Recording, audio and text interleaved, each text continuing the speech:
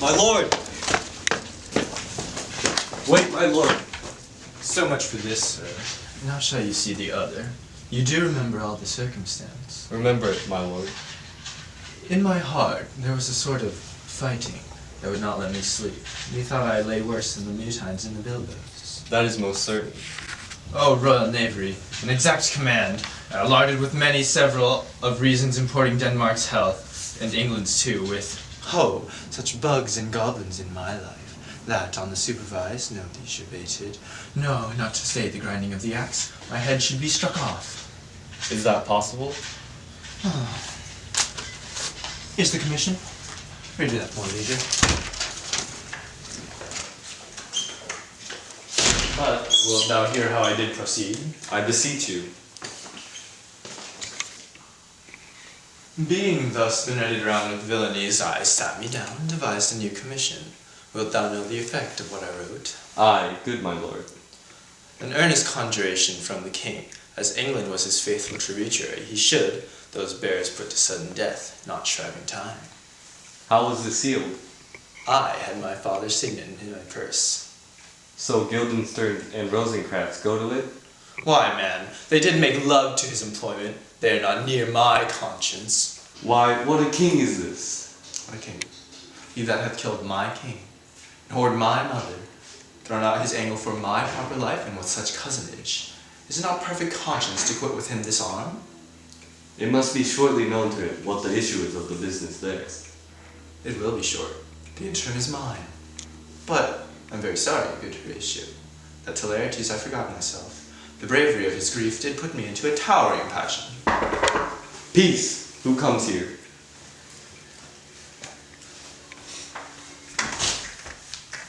Your lordship is right. Welcome back to Denmark. I humbly thank you, sir.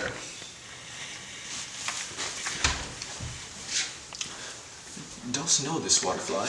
No, my good lord. Our state is gracious then, for 'tis a vice to know him. Let a beast be lord of beasts, and his crib shall stand at the foot of the king's mess. Sweet lord, if your lordship were at leisure, I should impart a thing to you from his majesty. I will receive it, sir, with all diligence of spirit. Put your bonnet to its right use, just for the head. I thank your lordship. It is very hot. No, believe me, 'tis very cold. The wind is northerly. It is indifferent cold, my lord, indeed. But yet methinks it is very sultry and hot for my complexion. Exceedingly, my lord. It is very sultry. My lord, his majesty bade me signify to you that he has laid a great wager on your head. I beseech you, remember. He is the newly come to court, Laertes. He is the card of gentry. Sir, his defilement suffers no perdition in you, but in the verity of extolment, I take him to be a soul of great article, though his semblance is his mirror, and who else would trace him, his umbrage, nothing more. Your lordship speaks most infallibly of him. The concernancy, sir. Why do we wrap the gentleman in our more raw breath? Sir, Is it not possible to understand in another tongue? We will to it, sir, really. What imports the nomination of this gentleman? of Laertes? His purse is empty already. All golden words are spent. Of him, sir. You are not ignorant of what excellence Laertes is. I dare not confess that, if I should compare with him in excellence, but to know a man well is to know himself. I mean, sir, for his weapon. What's his weapon? Rapier and dagger, the king, sir, hath laid, sir, that in a dozen passes between yourself and him, he shall not exceed you 3 hits. He hath laid on 12 for 9, and it would come to immediate trial if your lordship could vouchsafe the answer. How if I answer it no? I mean, my lord, the opposition of your person in trial. All right, sir, I will walk here in the hall. Let the foils be brought, the gentleman willing, and the king hold his purpose. Shall I deliver you even so? To this effect, sir, after what flourish your nature will. I commend my duty to your lordship. Yours. He does well to commend himself. There are no tongues else for his turn. This lapwing runs away with his shell on his head. He did comply, sir, with his dug before he sucked it. Thus has he only the opportune of the time, and, out of a habit of encounter, a kind of yeasly collection.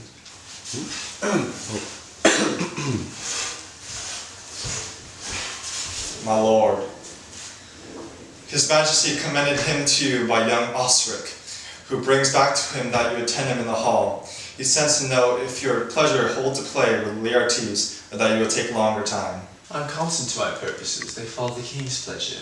If his fitness speaks, mine is ready now, or whensoever, provided I be so able as now. The king and queen and all are coming down. In happy time. The queen desires you to some gentle entertainment to Laertes before you fall to play. She well instructs me.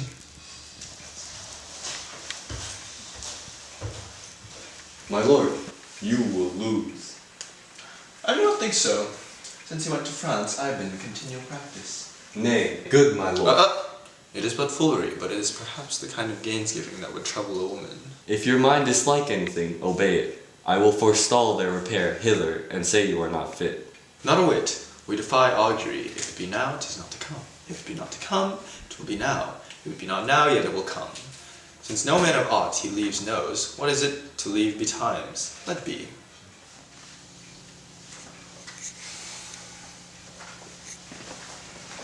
Oh, come, Hamlet, come. Take this hand. Give me your pardon, sir. I have done you wrong, but I have done that my your honor, nature, and exception roughly awake. I here proclaim was madness. Let my disclaiming from a purposed evil free me so far in your most general thoughts that I have shot the arrow over the house and hurt my brother. I am satisfied in nature, whose motive should stir me the most. But to my revenge, in my terms of honor, I stand aloof, and will no reconcilement till by some elder master of known honor I have a voice and present of peace to keep my name ungored. But till that time I do receive your offering of love like love, and I will not wrong it. I embrace it freely, and will this brother's wager frankly play. Give us the foils, come on. Come, one for me too. I'll be your foil, Laertes. In mine ignorance, your skill shall, like a star in the darkest night, stick fiery off indeed. You mock me, sir? By this hand. Give them the foils, young Ozark. Cousin Hamlet, you know the wager? Very well, my lord. Your grace may have laid odds on the weaker side. I fear not. I've seen both sides, and since he's the better one, we therefore have odds. This is too heavy. Another one. This likens me well. These are all alike. Oh, my good lord. Set me the stoops of wine on this table. If Hamlet gives the first or second hit, or gives up in answer to the third exchange, let the battlements their ordinances fire. The king shall drink to Hamlet's better breath, and in this cup a union he shall throw, richer than that of 4 successive kings of Denmark's crown have worn. Give me the cup, and to the kettle the trumpet shall speak, and the trumpet to the cannoneer without, the cannons to the heavens, and the heavens to the earth. Now let the king drink. Come, begin, and judges, bear a wary eye. Come then. Come, my lord.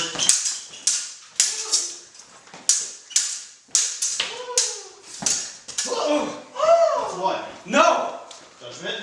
A hit, a very palpable hit. Well, again! Stay! Give me drink. Hamlet, this pearl is thine. I'll play this bout first. Sit by a while. Come.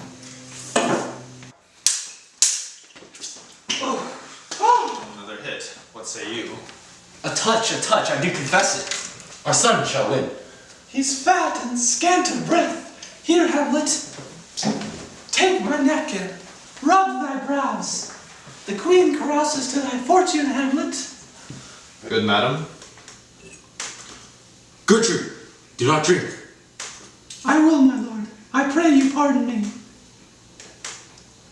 It is the poison cup. It is too late. I do not drink yet, madam. Bye-bye. Come, let me wipe thy face.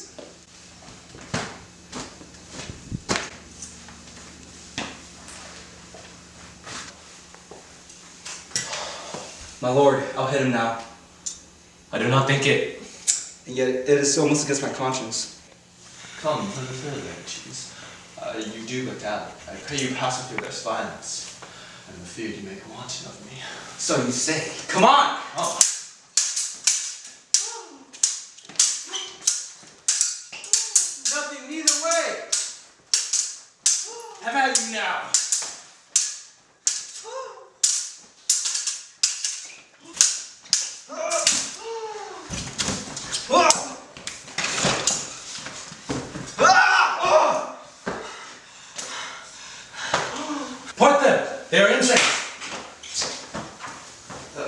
nay, come again.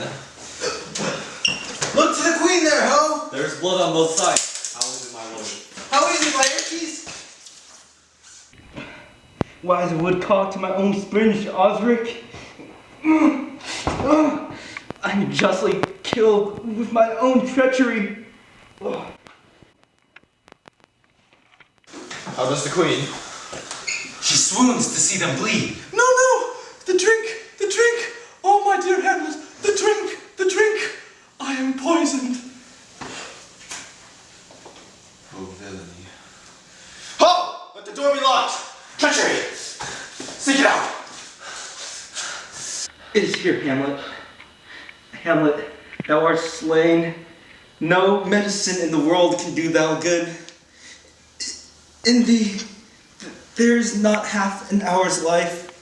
The treacherous instrument is in thy hand, unbaited and envenomed.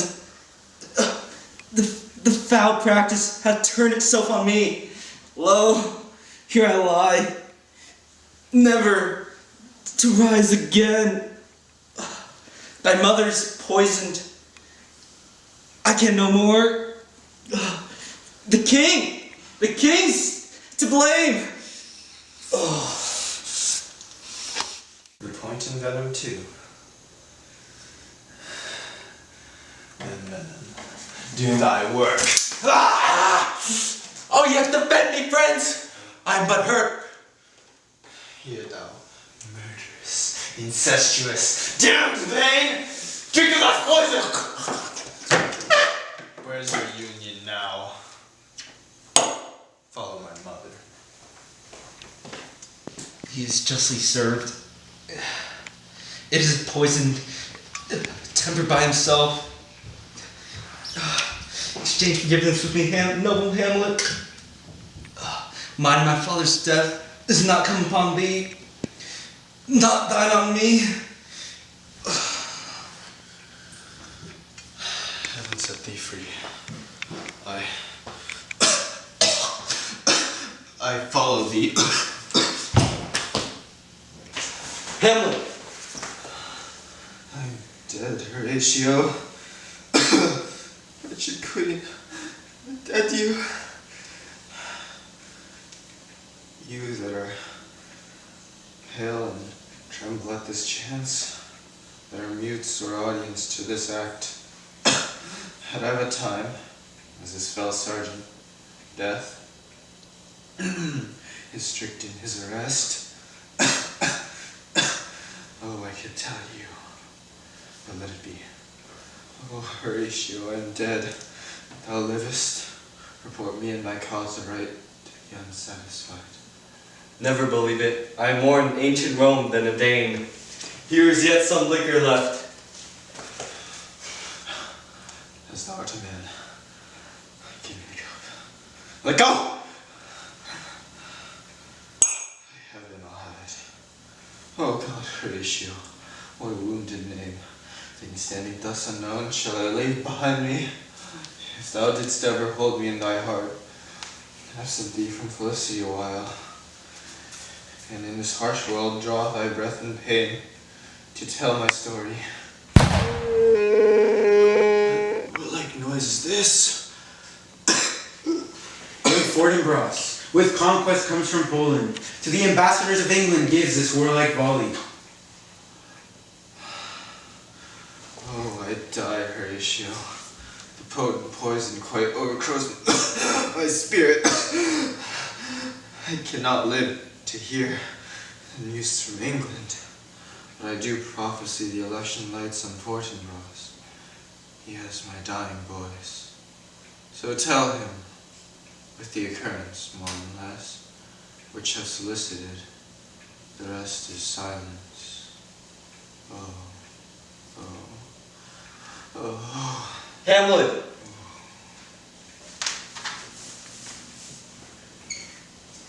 Hamlet! Now cracks a noble heart. Good night, sweet prince. And flights of angels sing thee to thy rest. Where is this sight? What is it you would see?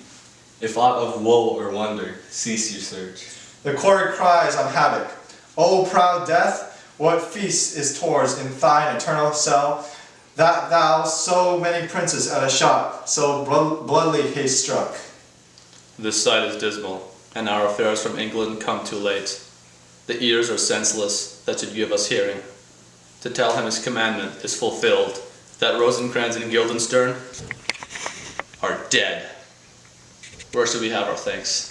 You from the Polack Wars, and you from England, are here arrived to give order that these bodies, high in a stage, be placed to the view, and let me speak to the yet unknowing world how these things came about. So shall you hear of carnal, bloody, and unnatural acts, of accidental judgments, casual slaughters, of deaths put on by cunning and forced cause, and in this upshot, purposes mistook, fallen on the inventors' heads. All this can I truly deliver. Let 4 captains bear Hamlet like a soldier to the stage, for he was likely, had he been put on, to have proved most loyal, and for his passage, the soldier's music, and the ride war speak loudly for him.